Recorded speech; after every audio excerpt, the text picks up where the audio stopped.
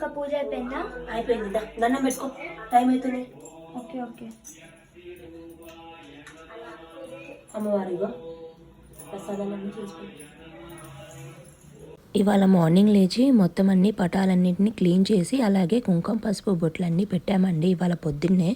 ఎందుకంటే నిన్న అమావాస్యకు వచ్చింది కదా, అందుకోసమని నెక్స్ట్ డే తెల్లారే నేను అన్నీ లేచి క్లీన్ చేసుకుని బొట్లు పెట్టుకున్నాను.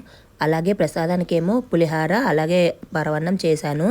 ఈ 9 రోజులు అమ్మవారిని ఇలాగే ఉంచేసుకొని నేను మా ఆయన ఇద్దరం కలిసి ఎర్లీ మార్నింగ్ లేచి ఇలాగే పూజ చేసుకుంటుంటామండి. ఏ పూజకైనా మేము ఒక్కలమే చేసుకోను, ఇద్దరం కలిసే పూజ చేసుకుంటూ ఉంటాము మా ఇంట్లో.